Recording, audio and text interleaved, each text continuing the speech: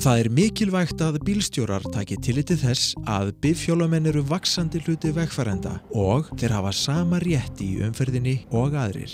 Mundu að bifhjól sjást ekki eins vel og bíl.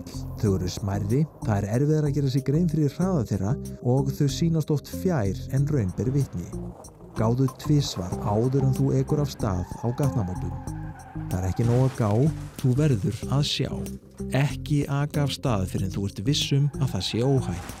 Gefðu stefnuljós þegar þú skiptir akrein og gerðu það tímalega. Það getur verið hjól við hlið þér eða rétt fyrir aftan bílinn og það eru töluverðar líkur á að þú sjáir ekki hjólið í hliðarspeglum. Að lokum, ekki fara í hlutverk sjálfskipaðra lögreglu þótt þú látir akstursmáta einhvers fara í taugarnar á þér. Sama hvort hann er á mótorhjóli eða bíl. Góða ferð.